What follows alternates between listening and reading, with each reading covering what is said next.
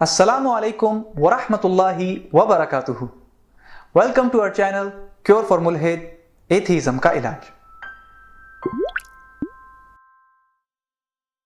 आज हम बात करेंगे इस सवाल से मुताल्लिक कि क्या हम इंसानों और चिंपैंजीज के कोई कॉमन एंसेस्टर्स हैं।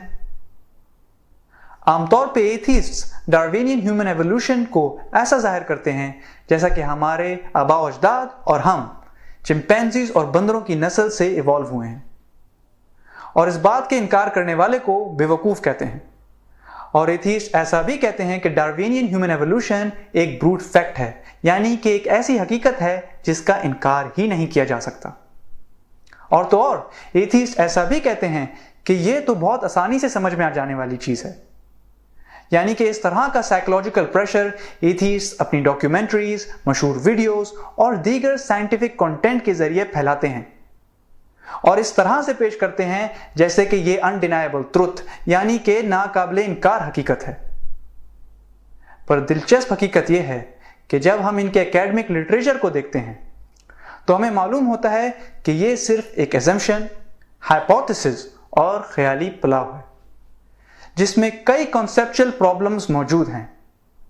इंसानों और चिंपैंजीज में कुछ कॉमन फिजिकल ट्रेट्स यानी कि मिलती जुलती जिस्मानी सिफात जरूर मौजूद हैं। इन्हीं सिफात की वजह से डार्विनिस्ट कहते हैं, ये देखो इंसान और चिंपैंजीज कितने मिलते जुलते दिख रहे हैं, इनका बॉडी स्ट्रक्चर कितना सिमिलर है, इनका चेहरे का स्ट्रक्चर भी कितना सिमिलर है, तो इनके कॉमन एंसेस्टर्स होने ही चाहिए।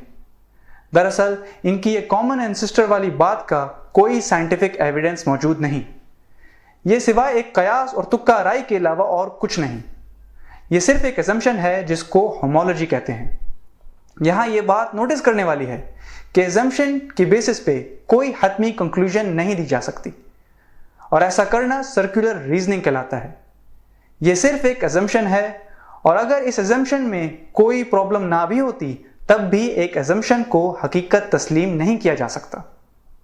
अलबत्ता एक ऐसी भी असम्पशन है जो कि होमोलॉजी का ऑपोजिट है, और उसको होमोप्लेसी कहा जाता है।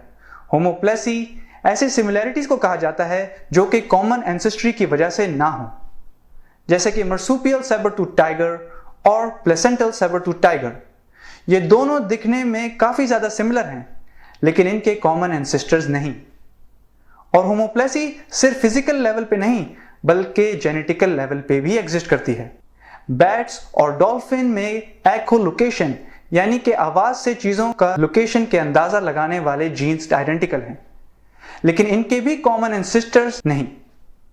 तो हमें बायोकेमिकल लेवल पे, जेनेटिकल लेवल पे और फिजिकल लेवल पे होमोप्लेसी का वजूद वाज़े दिखता है। तो ये ख्याल कि इंसानों और चिंपैंजीज के कॉमन एंसेस्टर्स हैं, ये बात महज असम्पशन और हाइपोथेसिस है, और ये यूनिवर्सल फैक्ट भी नहीं है और साइंटिफिकली प्रूवन भी नहीं है।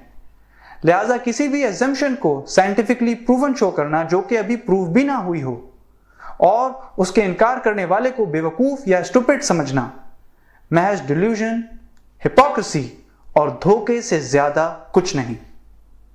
वमा अलैना इल्लल बलागुल मुबीन व आखिरु दावाना अनिल हम्दुलिल्लाहि रब्बिल आलमीन।